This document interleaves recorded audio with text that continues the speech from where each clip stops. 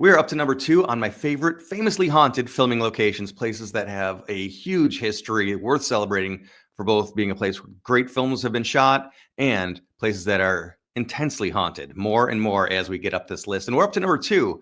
And we're going to another one of my favorite places in LA. No, not all my favorite places are haunted, but places like the Formosa Cafe or the Roosevelt Hotel. The Biltmore is on that list as well.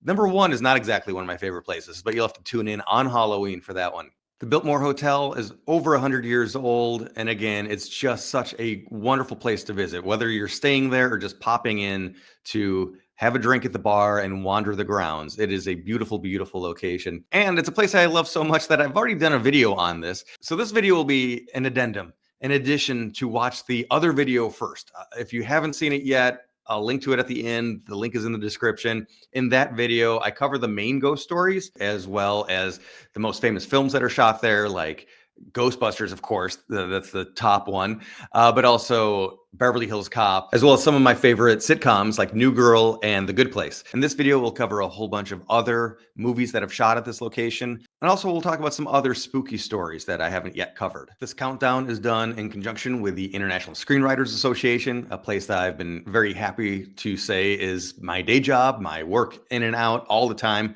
And I've just been very happy to build a life around storytelling and celebrating storytelling and helping other writers. If you are a storyteller, stick around to the end to hear a little bit more about the International Screenwriters Association.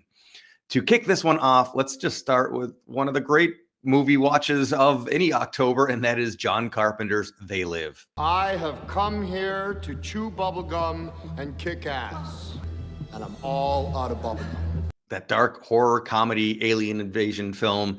They shoot at the Biltmore in this ballroom, the same exact ballroom that is also used just recently in the Apple TV series Palm Springs. This is one of the things I love about this series, is that one location can be used in such different ways, helping tell stories of very, very, very different styles. It's set in the 1960s. It's glamorous. It's also set in Florida. It's more of a period drama as opposed to They Live, which is B horror at its finest. And it's also worth noting that this room is considered haunted. This is the Crystal Ballroom.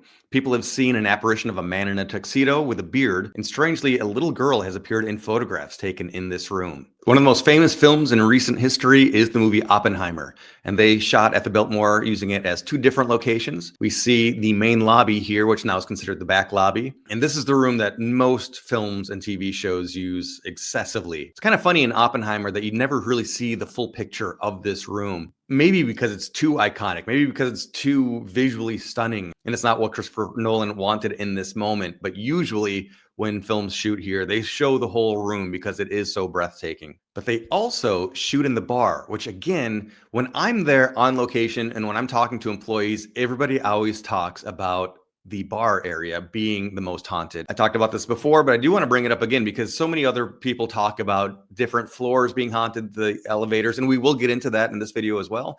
But when talking to employees, they always point towards the bar. That is where a couple is seen way back by the mirror.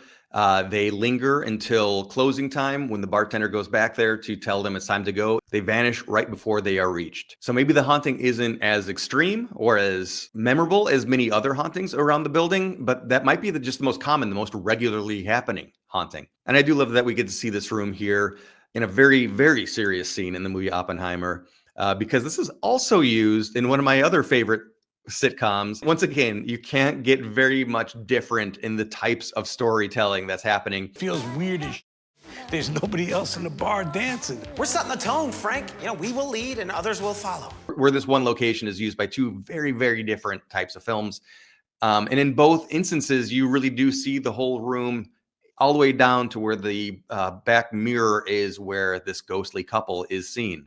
Before I get into more filming locations around this building that are certainly fun, I will point out that this building was built in 1923. So as I said, it's a little bit over 100 years old now. The Gold Room was used as a speakeasy. And according to some people I've talked to, there was even hidden booze in the elevators. You just needed to know how to be able to access that panel underneath the buttons to have some complimentary on the house illegal alcohol. But the ghost stories about this building, in addition to the ones I've talked about in the other video, they are kind of everywhere. On the second floor, a World War II era nurse has been seen. On the ninth floor, a little girl has been seen. Is it the same little girl that's photographed in the Crystal Ballroom? I don't know, but something to pay attention to. On the 10th floor, we see the ghost of a little boy. In the lobby, in the elevator, on the 10th and the 11th floors, that's all where people claim to see Elizabeth Short, unfortunately better known as the Black Dahlia, the victim of America's most famous unsolved murder, who was last seen alive in that grand lobby that we were just talking about that Oppenheimer shot in. Now, I do just want to share my own personal feelings and thoughts on that. So we do know, and I believe all the reporting I've seen, that Elizabeth Short was last seen in that room making phone calls. And then eventually a car comes in, she leaves the building, gets into the car, and is never seen alive again. We don't have any record of her staying at the Biltmore. It makes sense to pop in, to use the phone, maybe to go in and get a drink at the bar and then make your way out of there. I don't know why she would be seen riding the elevators, heading up to the 11th or 10th floor. Maybe we're just seeing somebody else, another brunette woman who is of that same time period, the 40s into 50s. So that's my best guess. So of course, I haven't seen this apparition myself. And according to witnesses, she is seen very clearly. It's a full body apparition. So maybe people have been able to get a very good identification of her. That would be so incredible to see. I mean, talk about a dream sighting. I would love to see that. What I wouldn't be as interested to see is what is seen on the roof of the Biltmore, where people have allegedly seen a little boy without a face. Another one of my favorite supernatural stories comes from this room, and it's not at all a ghost story, I should say, and it has to do with a yogi named Paramhansa Yogananda. He was an Indian Hindu monk who brought the concept of meditation and yoga to America, introducing millions of Americans to these practices. He settled in America, and specifically in Los Angeles, and he was on site in this room, what is now the Grand Avenue lobby.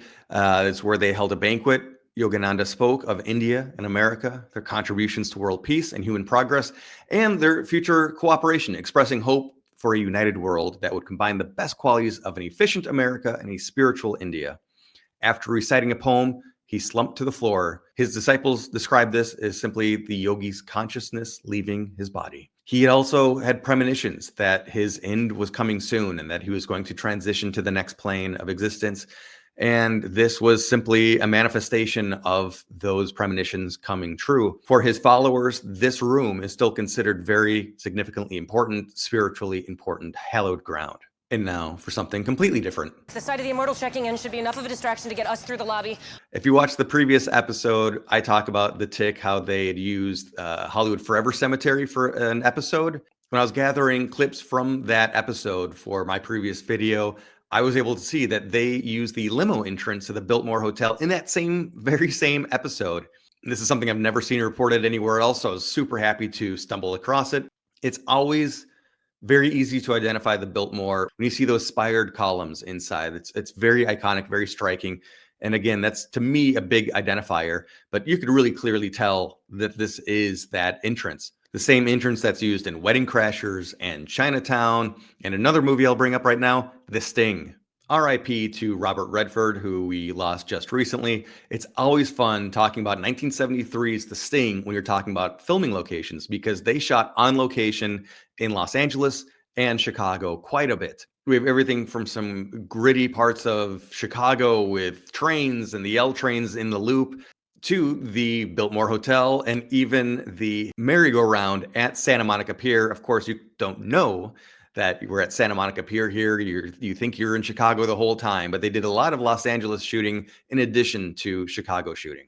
So that'll do it for my second installment talking about haunted filming location, the Biltmore Hotel. Again, if you haven't seen the first one, definitely check it out. In addition to Ghostbusters and Beverly Hills Cop and all that, I also talk about Taylor Swift, of course, because who doesn't talk about Taylor Swift these days? She used the Biltmore really well for the music video for Delicate, Cruel Intentions, and Bugsy. Also used the swimming pool. By the way, you've got to stay at the Biltmore at least once in your life and definitely go for a swim in that classic old-fashioned style swimming pool underground within the bowels of the hotel, if you will. Once again, big thanks to the International Screenwriters Association for being behind this. If you are a writer, whether you're starting out, whether you're far down the road and you've made several films already, you always need more help. And the ISA exists to be somebody else in your corner, wherever you're at in your journey. If you need education, if you need contacts, if you need leads on jobs, the ISA is there to try to meet any need you could possibly have. It's free to sign up. Definitely just head over, check it out at networkisa.org. And I'll be right back in a couple days on Halloween with the #1 most famously haunted filming location.